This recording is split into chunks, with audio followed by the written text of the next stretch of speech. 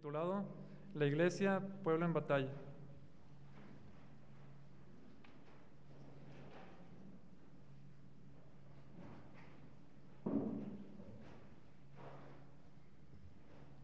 La Iglesia, Pueblo en Batalla. Estamos ya en lo que es la semana 7 de este programa de la historia y estamos descubriendo la historia de Dios, pero al mismo tiempo nuestra propia historia dentro de esa historia de Dios.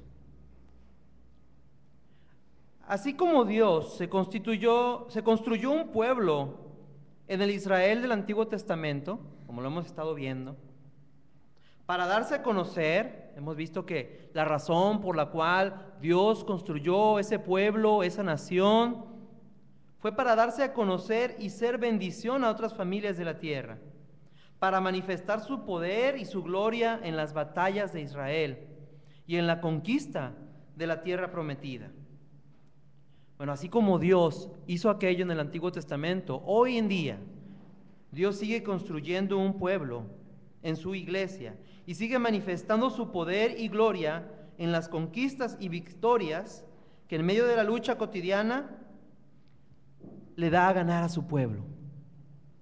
La iglesia es, por tanto, un pueblo en lucha constante, pero también es un pueblo en victoria. Vamos a orar para pedir la bendición de Dios en esta tarde. Señor Todopoderoso, gracias te damos porque en esta tarde tú nos permites estar aquí en tu casa de oración con un propósito, para alabarte, para darte gloria, Señor, por lo que tú has hecho por nosotros, pero también para escuchar tu palabra, porque creemos, Señor, que tienes algo preparado para nosotros, algo que tú quieres que sepamos, algo que tú quieres que hagamos, Señor, y queremos escuchar tu palabra. Te rogamos, Señor, que sea tu Espíritu Santo el que hable en nuestras vidas. Te lo pedimos en el nombre de nuestro Señor Jesucristo. Amén. Bien,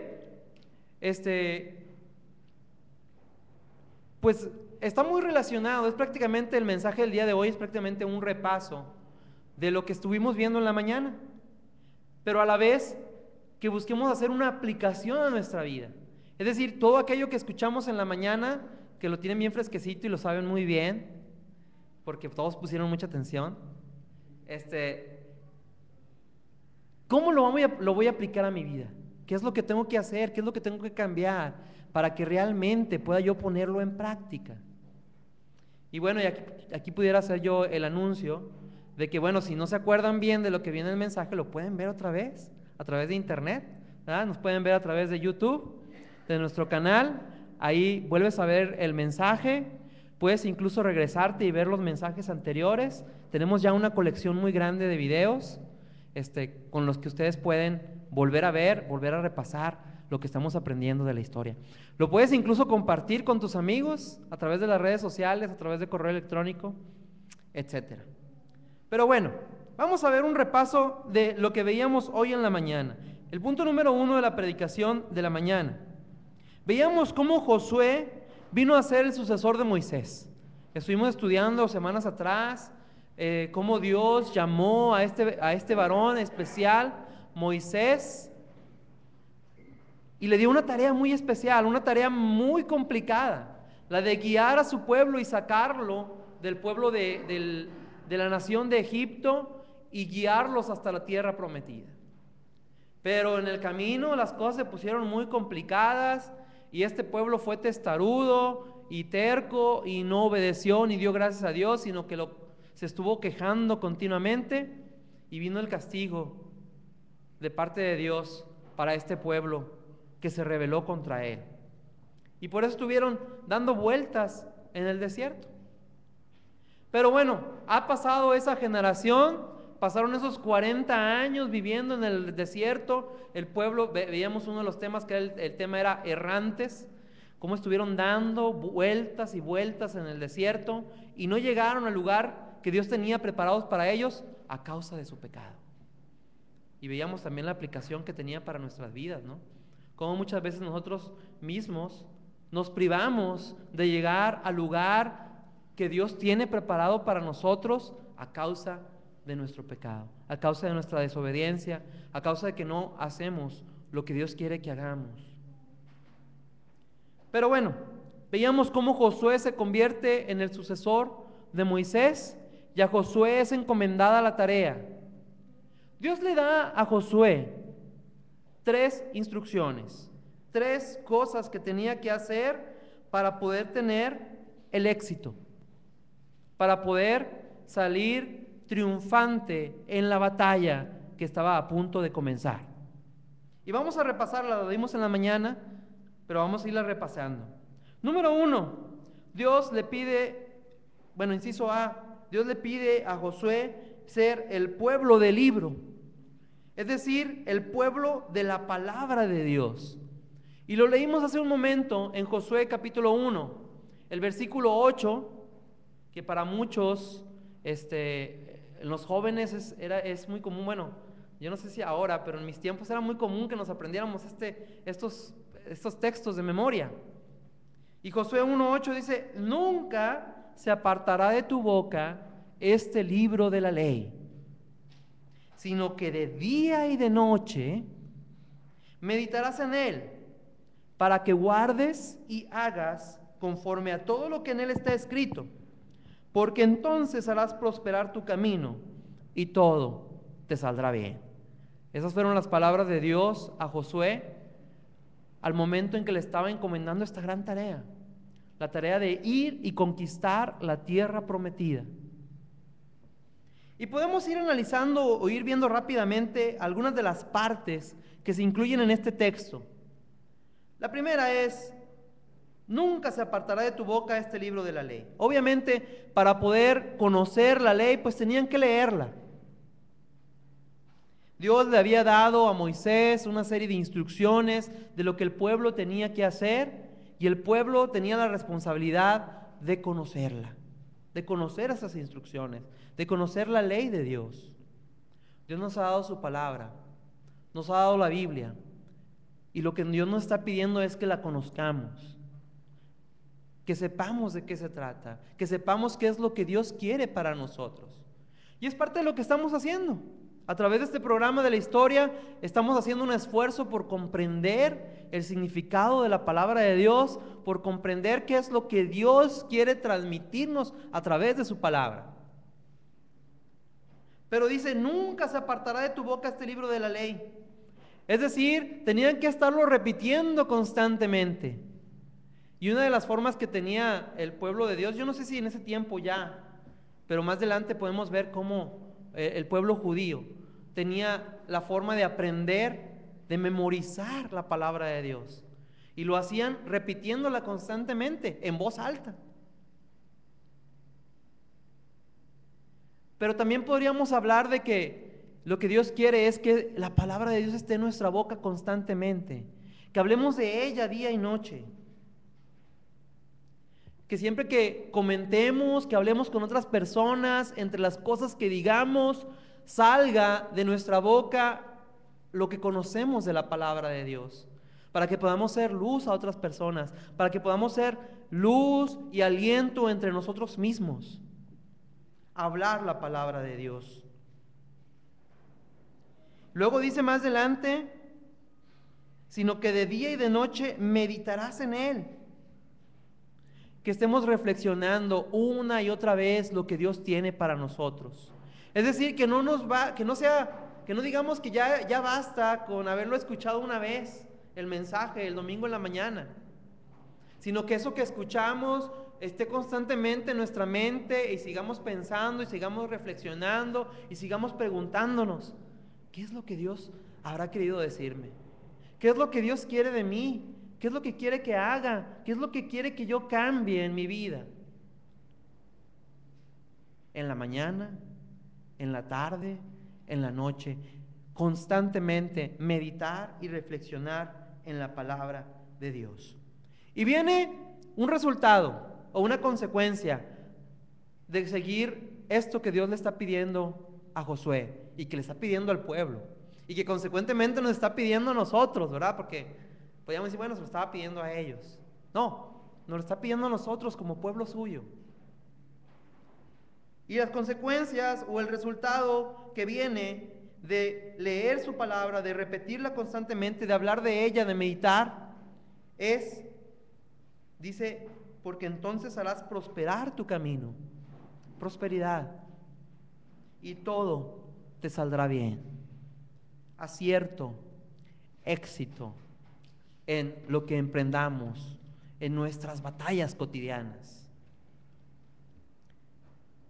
El día que nada salió bien, les voy a contar un poco la historia de ¿cuándo fue? La semana pasada. Saliendo del trabajo, pues teníamos por ahí varias ocupaciones, se nos había olvidado, pero bueno, nos acordamos muy a tiempo. Caleb tenía cita en el Istelión, y teníamos una junta mensual de padres en la guardería de los niños. Caleb estaba con mi suegra, Diela estaba en la guardería, nos fuimos corriendo a traerla saliendo del centro, nos fuimos a Escobedo para traer al niño. De regreso dejé yo a Su en la guardería para que llegara a la junta, y me llevé a Caleb al centro nuevamente, donde está el Istelión, para que consultara. Pues resulta que llegando al centro, al Istelión, no traía la credencial, y no lo pudieron consultar, no lo recibieron. Pues ni modo, nos dimos la vuelta de Oquis, tanta vuelta, veníamos del centro, fuimos a Escobedo y luego de regreso.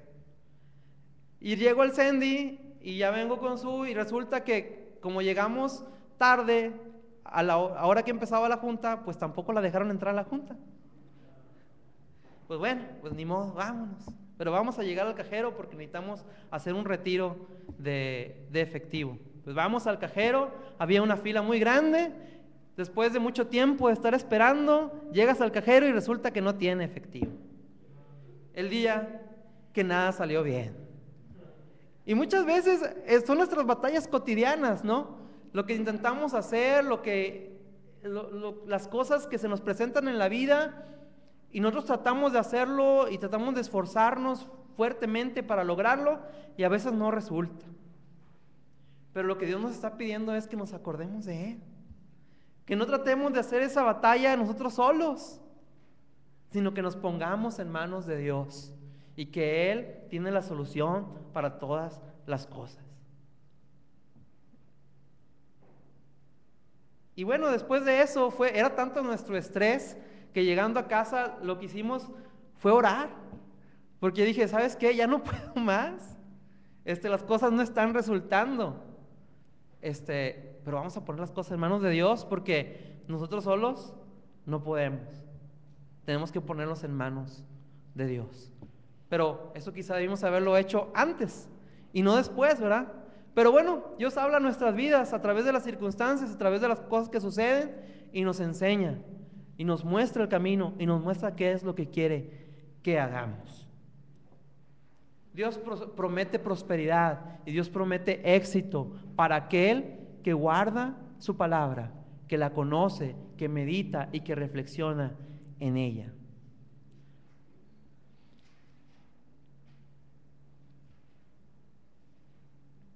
Bueno, en la mañana el pastor también tocó el tema, y nosotros vamos a tener oportunidad de leerlo durante la semana cuando leamos nuestro libro de la historia, acerca de Acán, cómo este personaje pues le brillaron los ojitos, como decimos, cuando vio ese manto babilónico tan costoso y tan hermoso, el oro y todo lo que había ahí, que dijo, bueno, pues no pasa nada, lo voy a tomar y lo voy a guardar.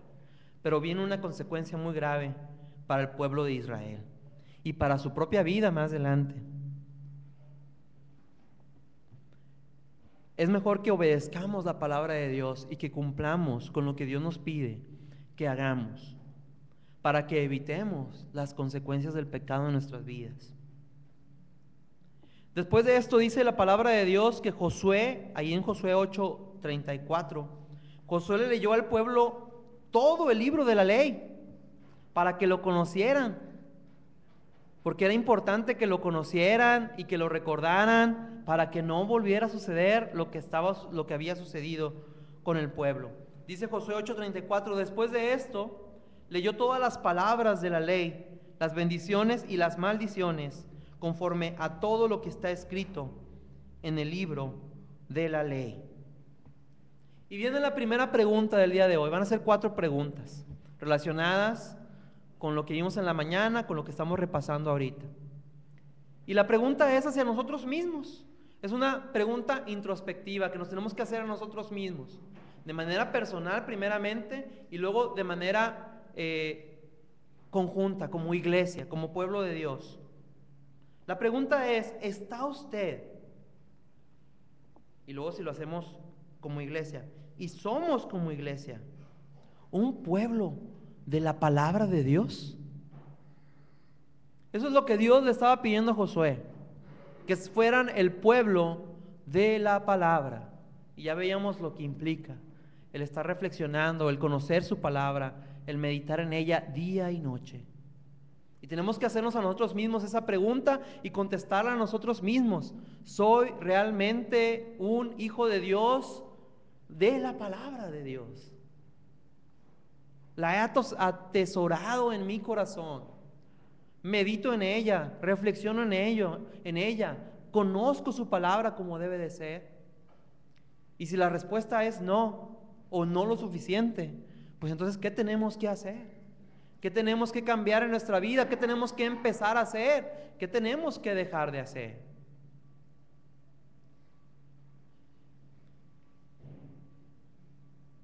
Y lo mismo sería como iglesia. Si como iglesia no estamos siendo el pueblo de Dios, el pueblo de la palabra de Dios, ¿qué tenemos que hacer? ¿Qué tenemos que dejar de hacer o empezar a hacer? Vamos al punto B. Habíamos dicho que Dios le pidió a Josué 3 cosas. Ya vimos la primera. La segunda es ser un pueblo de oración. Y lo veíamos también en la mañana. Dios le dice a Josué, hablen conmigo antes de ir a la batalla. Yo marcharé al frente. Y en la mañana leíamos el capítulo 8 de Josué. Si no me equivoco era el 8, ¿verdad? No, el 6, los versículos del 1 al 20 que leímos, de esa batalla maravillosa de Jericó, en la cual Dios manifestó su poder. Y fue una batalla que se ganó, nos comentaba el pastor, no por la fuerza, ni por la destreza, ni por la estrategia militar de Josué, ni por la experiencia de los guerreros, sino por la obediencia a Dios. Porque hicieron exactamente lo que Dios les había pedido que hicieran. Dios les pidió dar una vuelta a la ciudad el primer día en silencio. Iba el arca delante de ellos.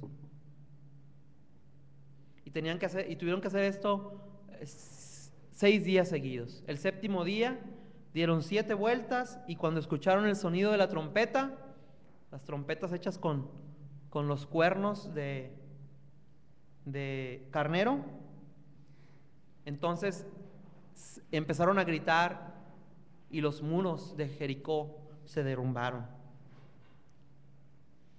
Juan 5:5, que fue lo que leímos antes de empezar nuestra reflexión del día de hoy.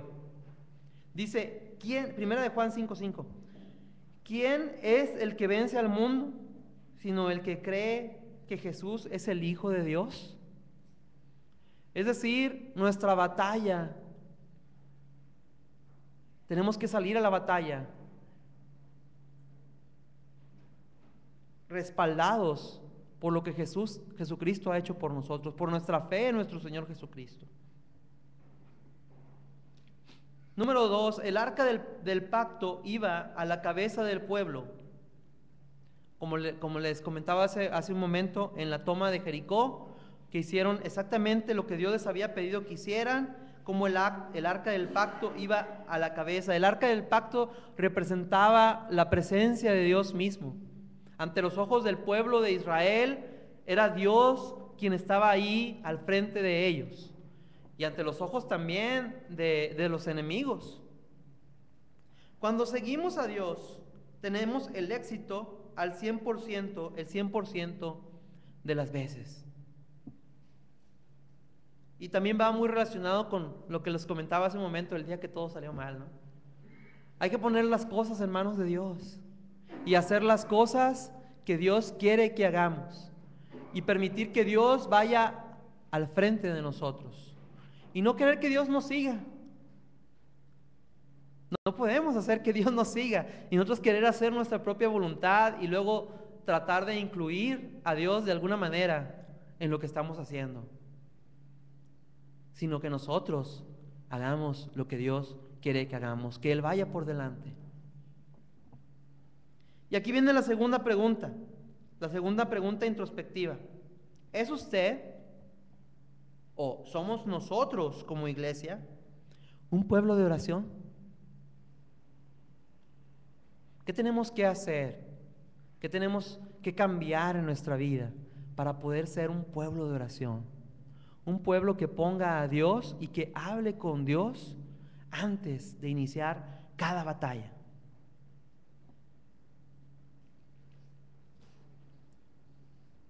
La tercera cosa que Dios le pidió a Josué fue que el pueblo fuera un pueblo que se identifica con Dios. En Josué 5, ahí van ustedes también a poder ver en el libro de la historia, cómo Dios le pide a Josué que todo el ejército, que todo el pueblo se circuncidara. Y en Gilgal se circuncidaron todos los varones de Israel como señal de su identidad con Dios. Era algo que Dios había mandado desde Abraham, que se lo había enseñado y había dicho, harás esto por todas las generaciones. Y será una señal en que tú y que tus hijos, que tus descendientes son parte de mi pueblo. Pero por alguna razón se les había olvidado, habían dejado de hacerlo, quizá porque había ciertas dificultades en el desierto para hacerlo, no lo sé, o simplemente lo olvidaron, pero no habían cumplido con esto que Dios les estaba pidiendo. Y Dios les dice, bueno, si ustedes van a ser mi pueblo, y ustedes van a ir y van a conquistar la tierra prometida, y van a tomarla, necesito que ustedes cumplan con lo que yo les he pedido, que se identifiquen plenamente conmigo, y que digan, sí, yo pertenezco a este pueblo, yo soy parte de esa promesa de Dios.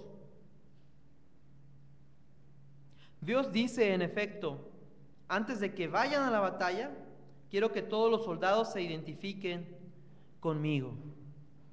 Y leíamos ahí en Primera de Juan 5, versículos 7 y 8. Dice, porque tres son los que dan testimonio en el cielo: el Padre, el Verbo y el Espíritu Santo. Y estos tres son uno. Y tres son los que dan testimonio en la tierra: el Espíritu, el agua y la sangre. Y estos tres concuerdan. La señal que tenemos de que somos parte del pueblo de Dios es el testimonio que el Espíritu de Dios da a nuestros propios corazones. El Espíritu da testimonio a nuestro espíritu de que somos hijos de Dios. Y muchos queremos quedarnos en esa parte y decir, sí, yo soy parte del pueblo de Dios porque Dios me ha confirmado, Dios me ha revelado por medio de la fe que yo soy parte de su pueblo. Pero también nos pide, como nos comentaba el pastor en la mañana, que vayamos más allá. Dios también pide de nosotros una señal externa, un sello que fortalece nuestra fe y da testimonio a otros de lo que somos, y que además es el mandato de Dios. Y estamos hablando del bautizo. Pues muchos de nosotros hemos sido bautizados de niños, como lo acostumbramos en la iglesia presbiteriana. Pero más adelante, cuando crecemos, pues tenemos que dar testimonio de nuestra fe. Y es lo que hacemos, por ejemplo, al ser miembros en plena comunión de la iglesia.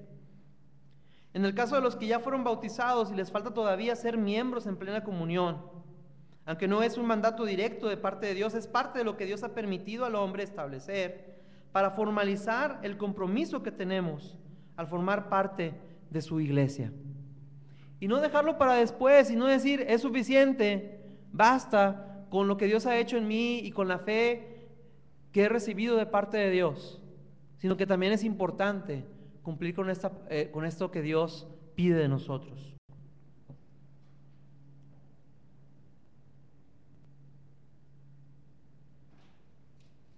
Y aquí no apunté la otra pregunta. La pregunta número 3 es: usted y nosotros como iglesia nos hemos identificado con Dios como parte de su pueblo guerrero y conquistador mediante el bautismo.